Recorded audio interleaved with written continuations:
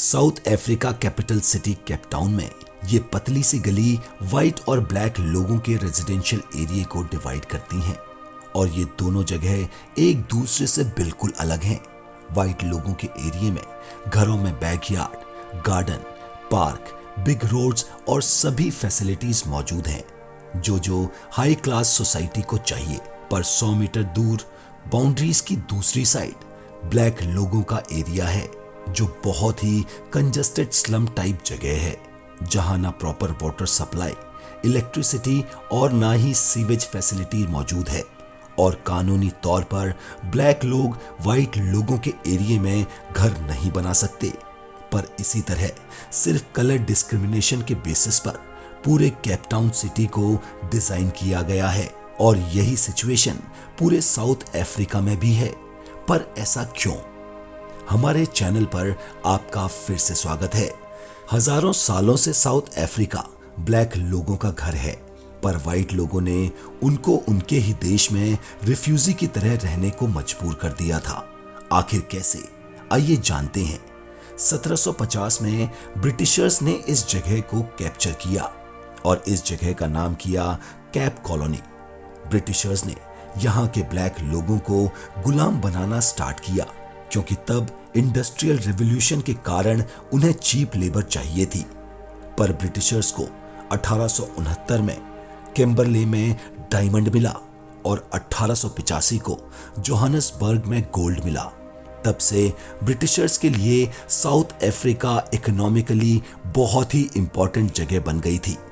तो ब्रिटिशर्स को ये खजाना लूटकर किसी भी तरह से इंग्लैंड ले जाना था, जैसा ये ब्रिटिशर्स दुनिया भर में करते थे। और यहाँ माइनिंग के लिए ब्लैक लोगों को चीप लेबर की तरह यूज किया गया और पूरे देश में रेल लाइंस बिछाए गए ताकि खदानों से गोल्ड, डायमंड केप टाउन के बंदरगाहों तक लाया जा सके और यहीं से केप टाउन सिटी डेवलप हुई। एज्यूम करिए कि आप किसी रूरल एरिया से बिलोंग करते हैं और जॉब के लिए आप दिल्ली जाते हो, पर गवर्नमेंट रूल के अनुसार आप दिल्ली में जॉब तो कर सकते हैं, पर सिटी से 50 से 60 किलोमीटर दूर कुछ सर्टेन रूरल एरिया में आपको रहना होगा और रोज वहां से ही आपको जॉब के लिए ट्रेवल करना होगा क्योंकि आपका स्किन कलर ब्लैक है और आप इस देश के मूल निवासी हैं। ये भी सच्चाई है। साउथ अफ्रीका की ये रेसिज्म के बेसिस पर सेग्रीगेशन 1913 से शुरू हुआ और मेनली 2 कानून बना दिए गए। पहला लैंड एक्ट ऑफ 1930, इसके तहत 70% पॉपुलेशन जो कि अफ्रीका के मूल निवासी ब्लैक लोग थे, उन्हें पूरे देश के सिर्फ 1% एरिया में रहना होगा जो कि बैकवर्ड रूरल एरियाज थे और इस जगह से वो बाहर कहीं पर भी लैंड नहीं खरीद सकते थे। इन एरियाज में एग्रीकल्चर करना बहुत ही मुश्किल था। इसीलिए दूसरा ऑप्शन, अगर ये ब्लैक लोग एम्प्लॉयमेंट के लिए सिटी में रहना चाहते हैं तो उन्हें व्हाइट लोगों के लिए काम करना होगा। उन्हें सिटी के बाहर साइड सर्टेन लोकेशंस में रहना होगा जिन्हें टाउनशिप कहा जाता है। और दूसरा कानून था the group areas act of 1950, जिसके तहत सिटी को रेसिज्म के आधार पर डिजाइन किया गया। इसके तहत देश की पॉपुलेशन को 3 ग्रुप में डिवाइड किया गया, जाति के आधार पर व्हाइट, ब्लैक अफ्रीकन और मिक्स पीपल। साथ ही सिटी को इनके एरियाज में डिवाइड भी किया गया। इन 3 जाति के बेसिस पर व्हाइट लोगों को सिटी के अंदर हाई फैसिलिटी इकोनॉमी जोन दिया गया जो कि टोटल एरिया का 86% लैंड था, जबकि व्हाइट पॉपुलेशन सिर्फ 17% थी और ब्लैक लोगों का एरिया शहर के बाहर साइड में था जो कि मिलिट्री बेसिस के पास होते थे ताकि ब्लैक लोगों पर नजर रखी जा सके और ब्लैक लोग इन एरियाज के बाहर नहीं रह सकते थे। यहाँ वाटर, इलेक्ट्रिसिटी, सीवेज जैसी कोई फैसिलिटी नहीं थी और तीनों एरियाज के बीच एक खाली जगह है जिससे इन्हें डिवाइड किया जाता है।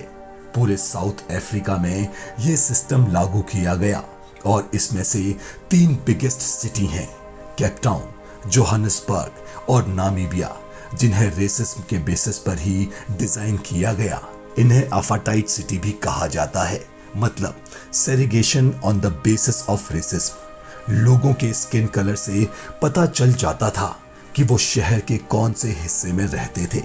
केपटाउन में सबसे ज्यादा ब्लैक लोग डिस्ट्रिक्ट 6 नाम के एक शहर में रहते थे, पर 1966 में अचानक गवर्नमेंट ने कहा कि ये एरिया भी वाइट लोगों का है, इसीलिए करीब 65,000 ब्लैक लोगों का घर तोड़ दिया गया। हालांकि 1934 में ब्रिटिशर्स का राज खत्म हो गया, पर इसके बाद डच लोगों को पावर मिल गई और उन्होंने ब्रिटिशर्स की ही तरह ब्लैक लोगों को एक्सप्लॉइट करना स्टार्ट कर दिया और 148 लॉज बनाए गए, वो भी रेसिज्म के आधार पर। सीधी भाषा में ये डिक्टेटरशिप ही थी। ब्लैक लोगों को हमेशा पासबुक कैरी करना होता था, जहां मेंशन किया जाता था कि इन्हें कहां रहने की और ट्रेवल करने की इजाजत है। इससे इन्हें सिटी एरियाज में जॉब करने से रोका जाता था। ब्लैक लोगों को कानून बनाकर गरीब रखा जाता था। ब्लैक लोगों को सिर्फ एक ही शर्त पर सिटीज में रहने दिया जाता था कि उन्हें वाइट लोगों के लिए काम करना होगा। वह वाइट के लिए as a servant, cook, gardener के तौर पर काम करते थे और काम खत्म हो जाने पर उन्हें ये जगह छोड़कर चले जाना पड़ता था। 1970s में आप देख सकते हो सारे political power, administration white collar job में मेनली वाइट पीपल ही थे और नीचे स्तर के ब्लू कॉलर या लेबर क्लास जॉब में मेनली ब्लैक लोग थे। और आज भी कुछ ऐसा ही सिचुएशन है। 2017 के लैंड रिफॉर्म रिपोर्ट के अनुसार साउथ अफ्रीका का 70% एरिया आज भी वाइट लोगों का है, जबकि वाइट पॉपुलेशन आज 10% से भी कम है। नेटिव ब्लैक लोगों के लिए अलग एजुकेशन सिस्टम बनाया गया था, जो वाइट लोगों से बहुत ही इंफीरियर और आउटडेटेड था। 1949 मैरिज एक्ट के तहत ब्लैक अपने वाइट पार्टनर के साथ शादी नहीं कर सकते थे। वाइट लोगों के बीच में ब्लैक लोगों का जाना मना था, यहाँ तक उन्हें वोट देने का भी अधिकार नहीं था, because according to the law they are not citizen of country, मतलब आप अपने ही देश में सिटीजन नहीं हो। साउथ अफ्रीका में 2 ही तरीके के लोग हैं, बहुत ही ज्यादा अमीर लोग जो कि वाइट लोग हैं और दूसरे जो बहुत ही गरीब लोग हैं। आज भी यहाँ वाइट लोगों का एवरेज इनकम ब्लैक लोगों से 8 से 10 गुना ज्यादा रहता है। आज भी सिटीज में रिच और सक्सेसफुल पीपल मेनली वाइट लोग हैं। इनकम फैसिलिटीज, लाइफस्टाइल में दुनिया में सबसे यूनिक कंट्री साउथ अफ्रीका है। ब्लैक लोगों में अनएम्प्लॉयमेंट रेट 40% है, जबकि वाइट लोगों में सिर्फ 7.5%। 1994 में नेल्सन मंडेला के नेतृत्व में देश को आज़ादी मिली और इन रूल्स को बंद कर दिया गया, जिसके लिए उन्हें 27 साल जेल में बिताने पड़े। गांधी जी ने भी यहाँ रेसिज्म के खिलाफ 10 साल तक प्रोटेस्ट किया था, पर आज भी केपटाउन जैसे कई साउथ अफ्रीकन सिटीज में ये सिस्टम चल रहा है और आपको इस तरह की वाइट एरियाज और ब्लैक एरियाज देखने को मिल जाएंगे। वाइट लोग ही मेनली सिटी एरियाज में रहते हैं। केपटाउन के पास ओरिना नाम का एक टाउन है, जहां सिर्फ वाइट लोगों को रहने की इजाजत है। कानून के तहत ब्लैक लोग यहाँ ना प्रॉपर्टी खरीद सकते हैं और ना ही जॉब कर सकते हैं। 1991 में बने इस टाउन की अलग गवर्नमेंट, इकोनॉमी, यहाँ तक कि अलग करेंसी है। जो पहले के डच, फ्रेंच या दूसरे यूरोपियन लोग थे, उनके डिसेंडेंट यहाँ रहते हैं, जो साउथ अफ्रीका के इंडिपेंडेंस के बाद अपने कल्चर को प्रोटेक्ट करना चाहते हैं। इवन 2007 में स्कूल ट्रिप में गए ब्लैक स्टूडेंट्स के एक ग्रुप को यहाँ घुसने भी नहीं दिया गया। अब सवाल ये है कि इंडिपेंडेंट के इतने साल बाद भी क्यों केपटाउन दुनिया का सबसे यूनिक प्लेस है? रीजन है स्टेट गवर्नमेंट।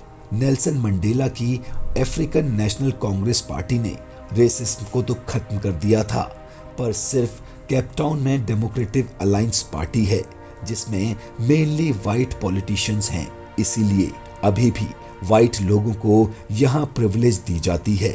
ब्लैक लोगों के अनएम्प्लॉयमेंट का मेन रीजन है इनका घर जॉब लोकेशन से बहुत दूर होना।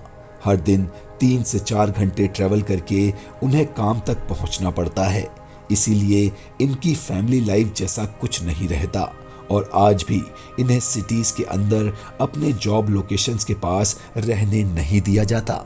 अगर आपको हमारा वीडियो पसंद आया है तो प्लीज लाइक और सब्सक्राइब जरूर करें।